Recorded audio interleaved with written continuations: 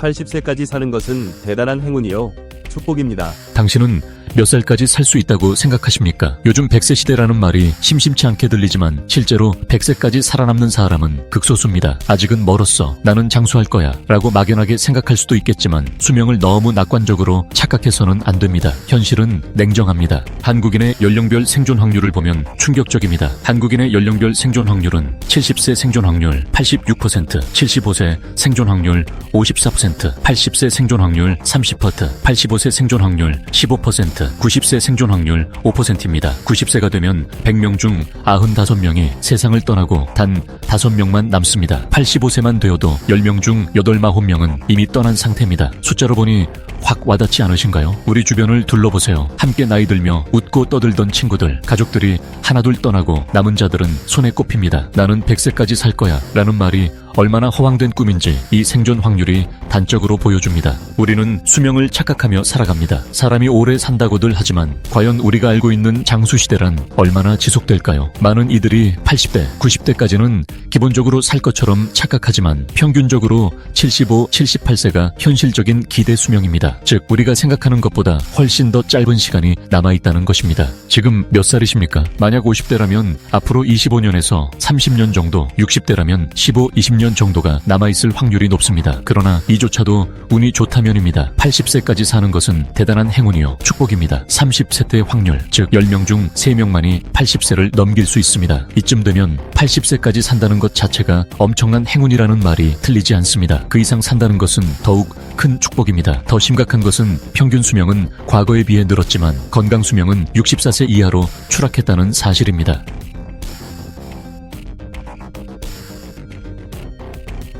기대 수명은 늘었지만 건강 수명은 64세 이하로 추락. 최근의 연구 결과에 따르면 기대 수명은 꾸준히 증가하고 있지만 건강 수명은 이에 비례하여 증가하지 않고 있습니다.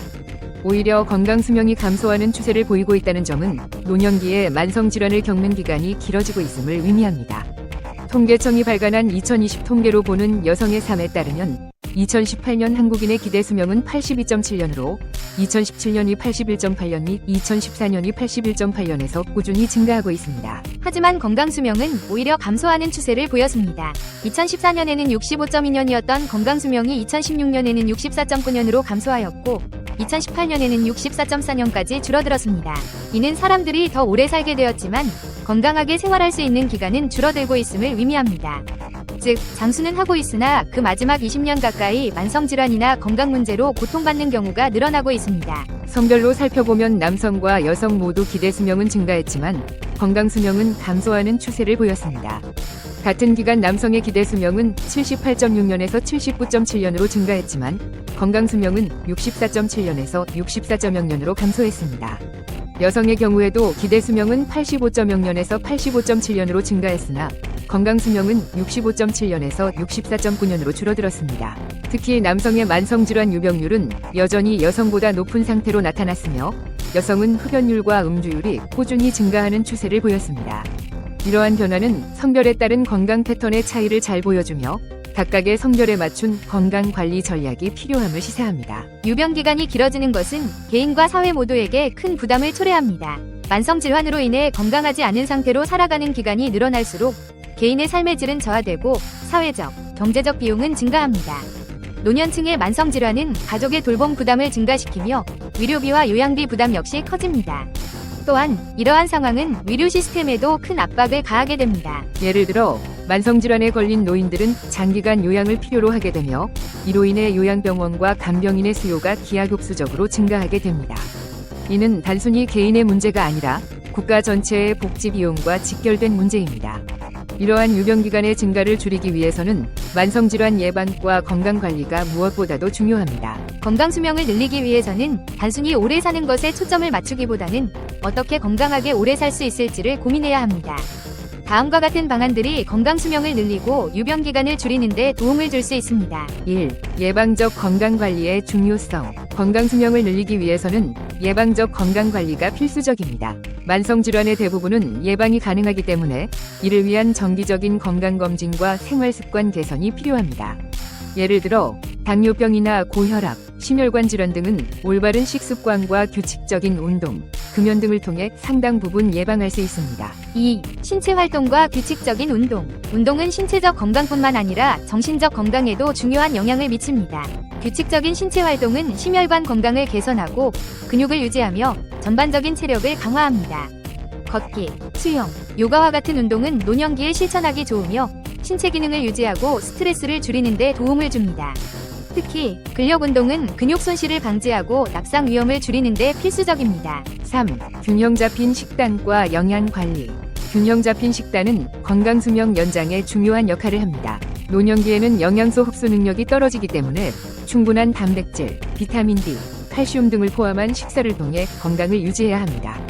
항산화 성분이 풍부한 과일과 채소를 섭취하는 것도 면역력을 강화하고 노화로 인한 세포 손상을 줄이는 데 기여합니다.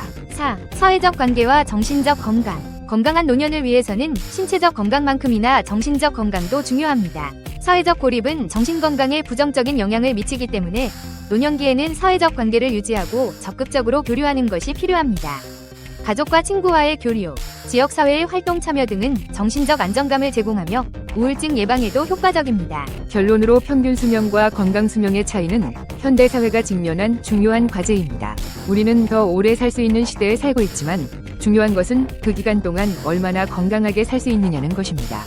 기대 수명이 증가하는 동안 건강 수명은 상대적으로 적게 증가하거나 오히려 감소하는 추세를 보이고 있습니다. 이는 노년기에 만성질환을 겪는 기간이 늘어나는 결과를 초래하며 개인의 삶의 질 저하와 사회적 비용 증가로 이어지고 있습니다. 건강 수명 늘리는 법. 한국에서 고령자 수가 엄청나게 늘어나고 있다.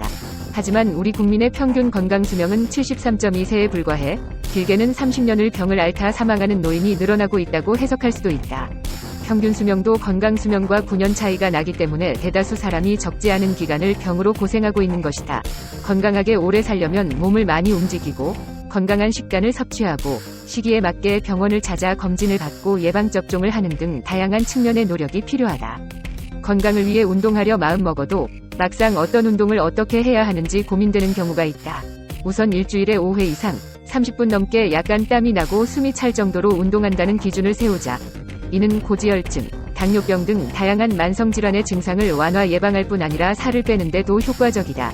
이때 천천히 달리기, 자전거 타기, 수영 등과 함께 아령 들기, 웨이트 트레이닝 등을 실시해야 한다. 그래야 나이가 들수록 급격하게 뼈와 근력이 약해지는 것을 막을 수 있다. 나이 들면 뼈의 강도가 약해져 골다공증 위험이 커지고 이로 인해 골절이 생기기 쉽다. 근감소증으로 근육이 위축되거나 근력 감퇴가 생기기도 한다.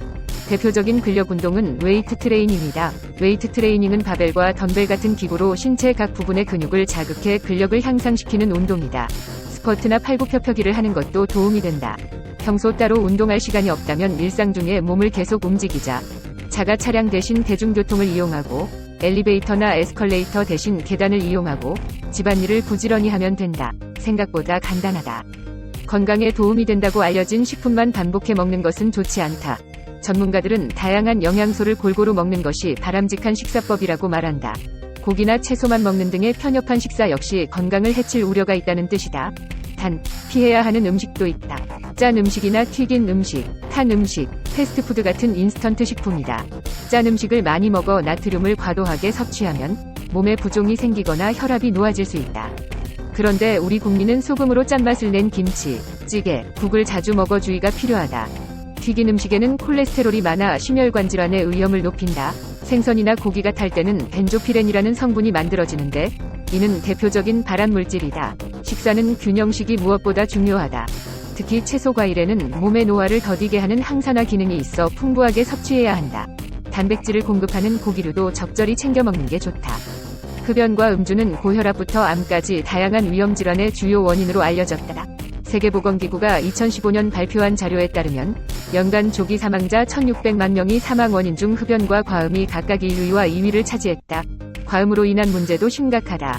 WHO가 발표한 음주가 각 나라 국민의 수명에 미치는 연구에 따르면 우리 국민은 음주로 인해 수명이 약 11개월 단축되고 있다. 알코올은 소량만 마셔도 암 위험이 높아진다는 보고가 나오면서 보건복지부는 국민 암 예방 수칙부터 완전한 절주를 권고하고 있다. 지난해까지는 하루 기준 남자 2잔, 여자 1잔의 음주를 허용했었다.